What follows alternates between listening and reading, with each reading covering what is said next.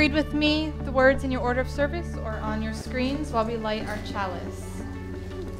We light this chalice with the embers of compassion. We light this chalice with the torch of justice.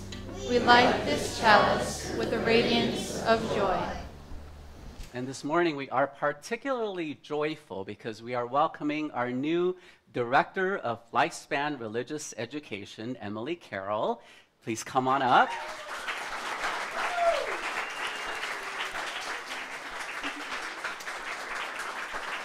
So as many of you know, our Director of Religious Education Search Task Force has been on the lookout, and they have searched far and wide to the four corners of the earth, to the west, to the east, to the north, to the south, and one name finally emerged at the very end, right to the very top, and that is Emily Carroll. And we want to thank our search task force, who consisted of Russell Castagnero, Eleanor Kleiber, as well as Donald Lum, who headed this task force, in doing such a fantastic job of helping us find Emily. And if you want to know about her life, you may read it in the newsletter that I'm sure all of you have received by now. So feel free to read that. But just to give a little recap of Emily Carroll, This Is Your Life. She was actually raised in a more evangelical fundamentalist background, similar to me, so we have a lot of kinship that way, and found Unity Church for a couple of years, right?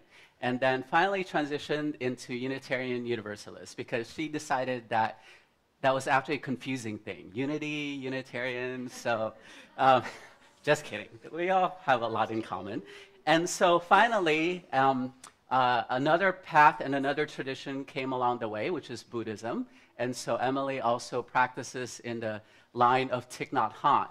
And I told her this is such a great match because we're practically the Church of Thich Nhat Hanh anyway. We use his readings all the time, and we host the Honolulu mindfulness community on Tuesday nights. And so we're just really thrilled that she's here with us. And she also hails from places like California and New York and back to California and now here in Hawaii. And as many of you know, we had to, like all creatures that are brought into our great islands, we had to quarantine her. Yeah, but thankfully she didn't have to stay at the airport too long. Larry and Donna were nice enough to host her, and she didn't have to eat the food that we had to bring to you, right?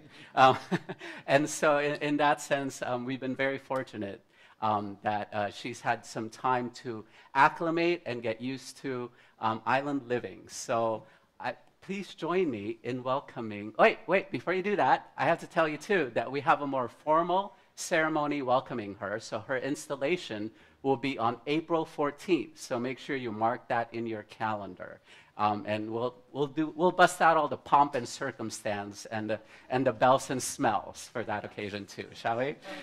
So please join me in welcoming Emily Carroll once more. By the way, this is for any young people, young at heart, young in years. If you feel like listening to a story, come on up. So as Jennifer said, my name is Miss Emily, and I came all the way from California indirectly because this is really important work for me. I'm your new religious education helper, which means I'm here to make sure all of you guys continue to grow healthy and strong. Kind of like taking care of a garden. So Jenna, would you please pass out? I have some fruits and flowers and vegetables for all of you. And while those are going around, who can tell me 3 very important things that all plants need to grow?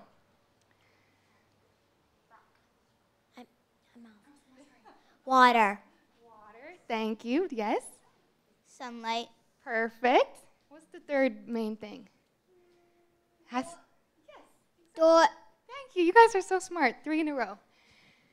So the sunshine is like the love from the congregation and from your teachers. It's that really wonderful energy in your heart that warms your heart. And just like the sunshine, it's already there. You don't have to do anything or be anything different from what you are in this moment to be welcomed here, to be loved here in this space, in these walls. You guys are beautiful beings, as we all are. And the other important thing that you guys mentioned that all plants need is water, right? So the water is like the resources of this church, the materials that we have. So the teachers want to shower you with their amazing energy and wisdom and time. And what else do we have here that you guys like to eat and read? Who can tell me? Yeah. Food and snacks and the playground and our classrooms and the art supplies. All these things are really precious gifts for us to help you grow, to help you here at this church. And the other important thing you guys said is the soil, right? So for us, that's like the Unitarian Universalist faith that we're in. We're just one church of congregations all across the United States and the world that meet on Sunday mornings because we believe everybody is important. And we believe that everybody should be treated fairly and kindly. And we believe in coming together to work together for a better, peaceful world. And to help Mother Earth, our home, like we sang about a minute ago. So these three things, and when you have all these plants together like this in a garden, we also have to make sure that everything is organized in neat in sections and rows.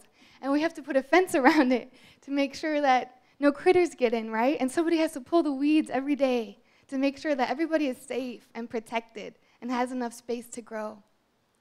So I'm really grateful to be here. Thank you so much for everyone who helped get me here. And I'm really excited to get to know you all better. So let us form a bridge and sing our children to their program. Thank you.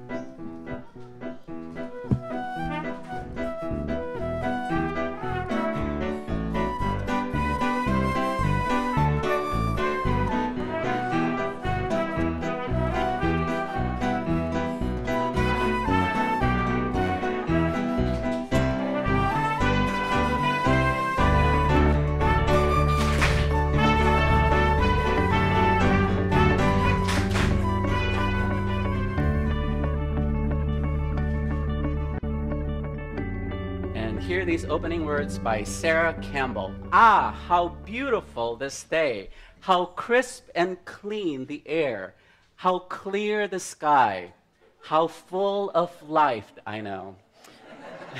Not this particular day. Usually, though, we have clear skies, do we not? Better than LA, tell you what. How full of life the teeming earth, and we are alive. Yes, we feel the beat of our own hearts, the pulsing of life in our veins, the rhythm of our breathing. We come into the silence of this time with gratitude for this day. And we also come with all of our needs. Our gratitude stirs us to praise and sing our thanksgiving. Our loneliness draws us into the company of others. Our restlessness draws us into these moments of quiet. Our longing for the Spirit brings us before the mystery of the holy. Our desire to heal our own wounds and the wounds of our world brings us here to renew our strength and our hope. And we come into this space because we have gifts to share. Words of healing and encouragement for those who are burdened. Songs of praise and hope. Smiles of comfort and affection, deeds of love and kindness. Each of us comes to dip in the well that nourishes our hungry spirits. Each of us comes with our own cup of goodness to pour into the well. We drink together. May we be strengthened in our bonds of love and peace. And now I invite you once more to rise in body or in spirit as you're able and willing to join with me in singing For the Earth Forever Turning.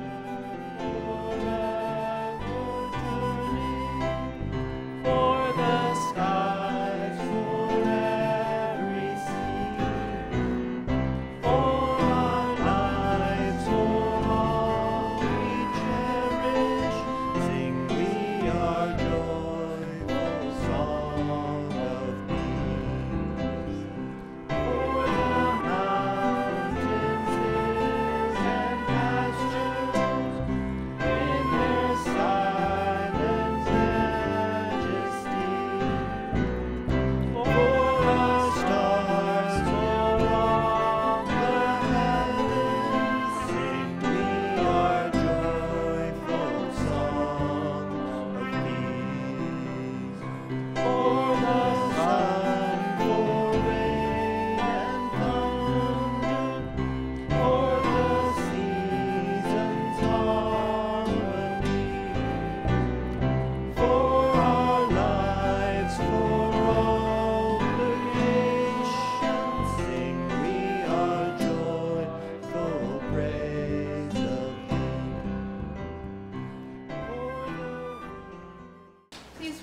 responsibly with me this reading, Litany of Spring from Ade Ama Krava. As we gather to celebrate in this time of beginnings, in the season of birth and rebirth, we hear the heartbeat of Mother Earth. With the springtime comes the blossoming of the plants, a time of exploration and creation, and emerging patterns of life. We hear the heartbeat of Mother Earth. Let us draw closer to each other and our Creator. In this, the time of reflection and growth. In the continuing circle of life, we hear the heartbeat of Mother Earth. We recognize strengths and struggles in the community. We give thanks for gifts of kindness and understanding, and our emotions with the Spirit. We hear the heartbeat of Mother Earth. Let us remember past and present, all start of the week we begin anew. Let us share laughter, love, and joy. We hear the heartbeat of Mother Earth.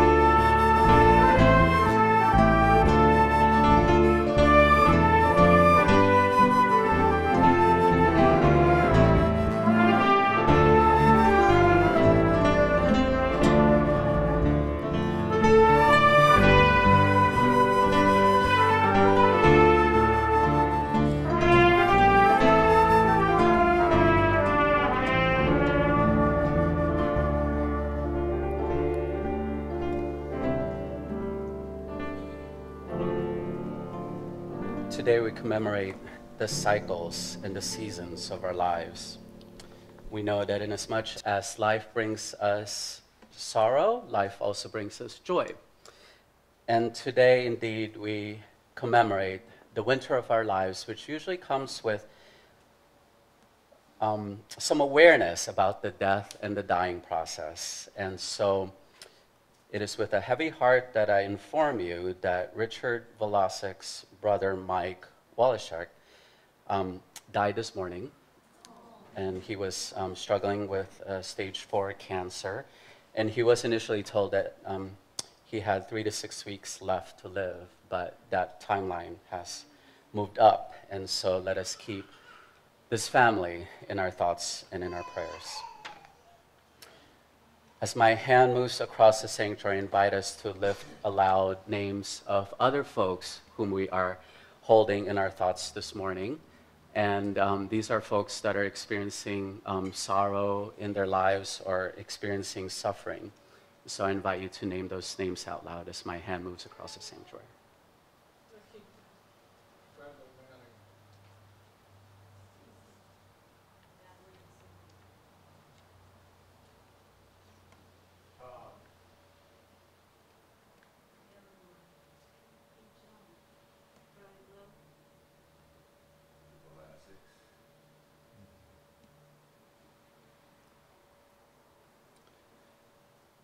So we come together as a community, sharing in one another's grieving, sharing in one another's pain and sorrow. And at the same time, we know that what sustains us are the joys that we also experience in life. Once again, from the Velasek family, whose nephew, Ian's nephew, Jamin Keli'i Ho'omalu, has been accepted to Kamehameha, Iolani, and Punahou. So tough choices there. So we celebrate on that. And we also celebrate springtime, which is a time for renewal and birth and new birth. And we are pleased to announce that Katie and Karen gave birth last Saturday, March 16th at 11:56 p.m. to William Phi Gentry Ackerman, who was born and weighed in at 7 pounds and 3 ounces and was 20 inches long. So the moms are very glad to have this time to stay at home during spring break, and Maggie is having fun playing bigger sister. Are there other joys that you would like to lift up, names of people that you are grateful for? People, animals, and other beings that you're grateful for. I made the same mistake at the previous service. Now is the time to lift those names up as my hand moves across the sanctuary one more time. Okay, two.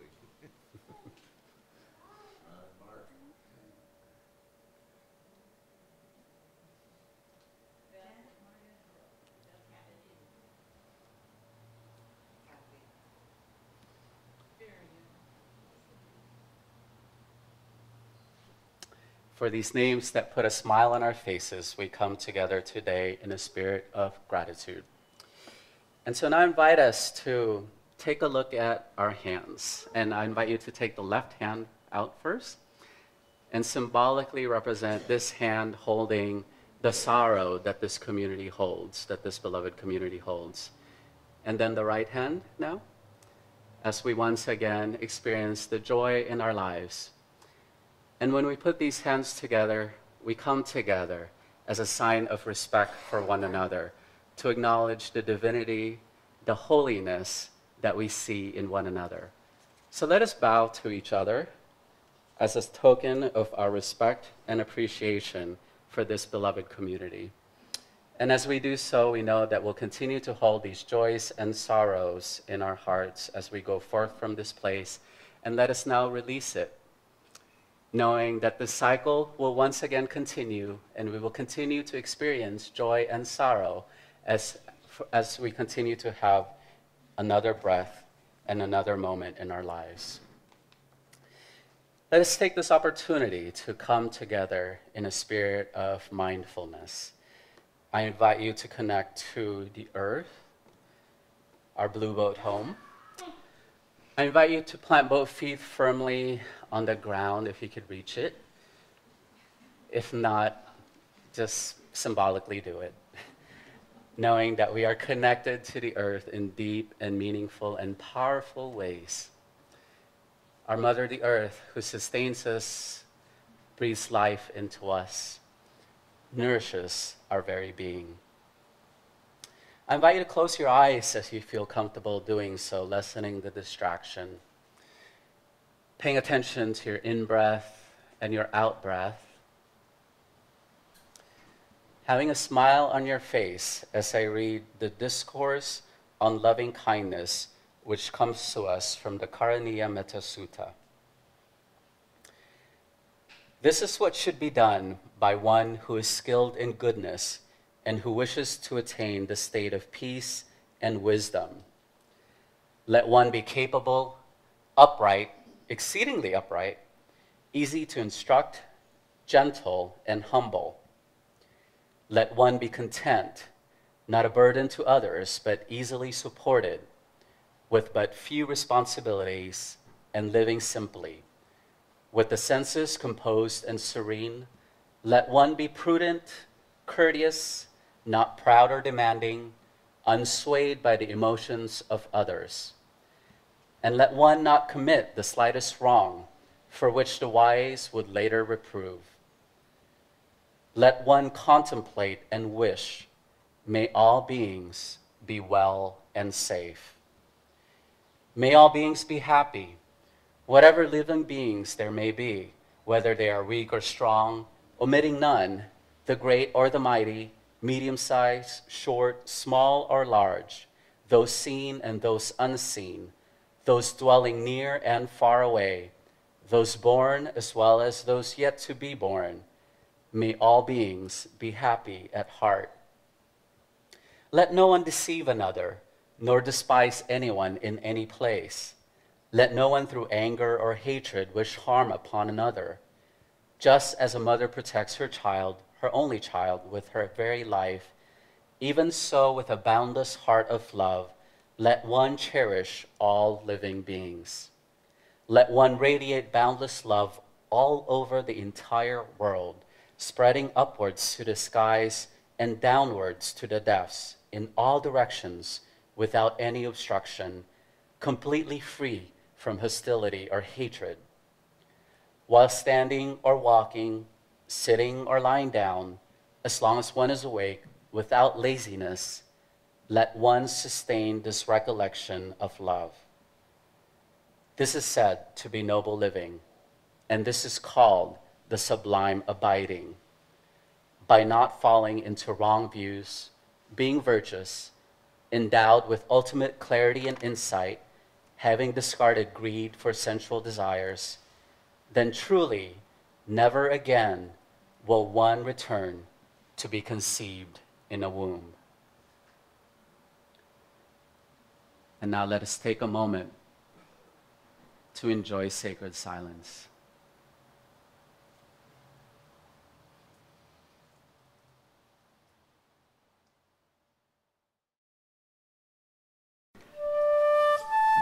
And now let us be filled with loving kindness.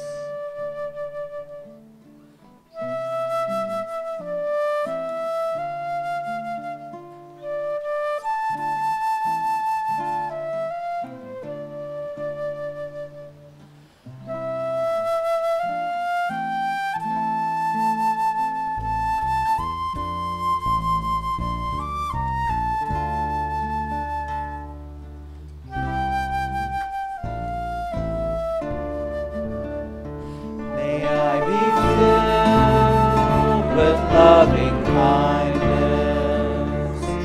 May I be loved. May I be filled with loving kindness. May I be well. May I be peaceful and at ease.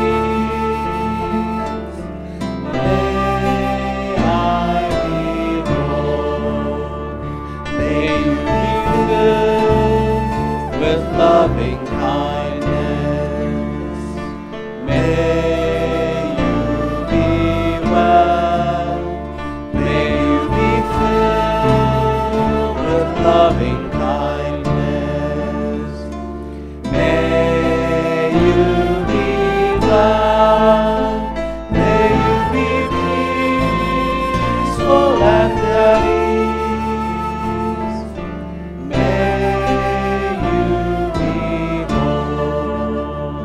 May we be filled with loving kindness. May we be well. May we be filled with loving kindness. May we be well. May we be peaceful and at ease.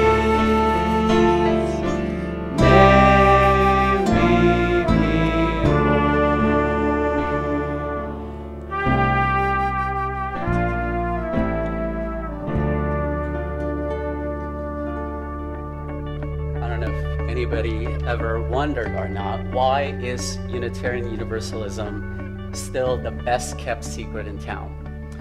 Well, no longer, because we are on a quest and we have a vision. And Jenna, I know, called it a technology enhancement, but we're calling it more than just that. We're calling it the enhancement of our entire worship experience. Because I can't even tell you how many people have already come up to me and said, I value beauty so much that I really appreciate the fact that our beautiful stained glass chalice can be seen again. And I am so grateful that, yes, indeed. And I'm grateful that the decorators have also come up to me and said, we finally get the whole table all to ourselves to create wonderful works of art. And we don't just call them flower arrangements, you know. They are really unique art pieces. And we are so grateful that we have our sacred symbolic objects up on our altar now by the chalice, which includes our battery-operated chalice, and our singing bowl. And so all of this not only enhances our worship experience, it also makes sure that we're connected to those who aren't able to come here physically every Sunday. This includes the shut-ins, for example. And I can't even tell you how many people have already come up and told me that even though I can't be there physically, I still appreciate being able to tune in from the web. So just this past week, for example, I got an email from Laurel Trammell. Her and Bill Trammell are on the Big Island now, as many of you know. And they said, it felt like we never even left Oahu because we still tune in and we see you giving your sermons and we see other guest speakers. And we feel like we're still part of one church ohana. And I think to myself, those of you who are snowbirds, when you go back to your homes, you'll still be able to tune into us. And so how great is that we are truly interconnected in a deep and powerful way thanks to technology. And this isn't even counting those who haven't found our salvific message yet, those who have yet to hear about Unitarian Universalism and the message of hope and healing that we have to offer. And so this is what this technology upgrade is about. It's about dissolving the walls of our church. And as with any ritual of inaugurating or launching something new, we either do it by having a curtain, which we have on the screen. Yeah, I thought that was kind of clever to have a curtain there. Or we could bust open a champagne. But that would be... Now, Charlotte, I thought you got the party thing over with last week at St. Patrick's Day. I saw the evidence of the Guinness bottles in the recycling bin, but that would not be good because we would actually ruin our screen on its very first day. So you could have that in your mind. We'll do it symbolically. And I'm going to ask the people who have been instrumental in helping us achieve our vision of enhancing our worship services. So Ian Velasek, would you mind grabbing one of those cords? And Jim Cooper, he was here earlier. Where are you, Jim? Are you still here? Okay. Jim Cooper will symbolically stand by one of the cords. And Russell, come on up, grab this one. Russell has been instrumental. Dave Hafner was here at the 9:15 service, but I don't see him here. And we also have, let's see, who else do we have? Dan Carpenter has also helped us with this project, as well as Don, of course, our resident manager, Don Bojaki. And there's two people I want to lift up that we may not immediately think about when we think about the tech upgrade. And one of them is Roland. So Roland, I'm going to ask you to grab that string behind you there, but make sure you don't hit Ginny as you, as you go along. And Roland Torres, a lot of people have been asking already, how much are we paying him to do this for us? And the truth of the matter is that he wouldn't be here if it were not for the generosity of Kim Koko Iwamoto, who is another member of our congregation, who came up with this bright idea of, I have this camcorder that I want to make a deal with someone. So if you could identify a person who could use the camera for 6 months and film the services, I'd give this person the camera for free as a trade. And so Roland stepped up to the plate and volunteered his services to us. And so for the next 6 months, we're going to have our services filmed. And we just want to acknowledge the generosity of Kim Koko and her heart and her yearning to get our message out. And she's also, by the way, the same person who helped us underwrite the conversation on Hawaii Public Radio. Did you know that we are now underwriting Beth Ann Koslovich's show on Friday mornings at 9 a.m. So those of you who have tuned in, you'll hear us on HPR. And this is all part of our outreach effort. And so we want to acknowledge them and all the great contribution that they have. Okay, so and by the way, if you need any other professional videography services, Roland Torres is your guy. So how's that for a plug? All right, so without further ado, grab on to the ropes. And on the count of 3, You're going to help me out, right, congregation? 1, 2, 3, pull! Yay!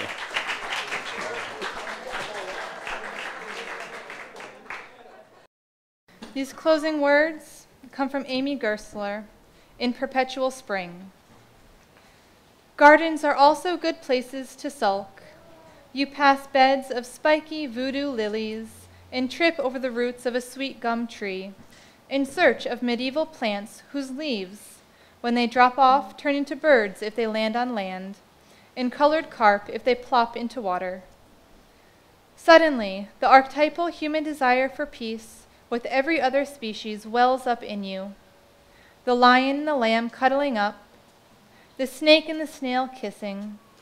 Even the prick of the thistle, queen of the weeds, revives your secret belief in perpetual spring, your faith that for every hurt there is a leaf to cure it.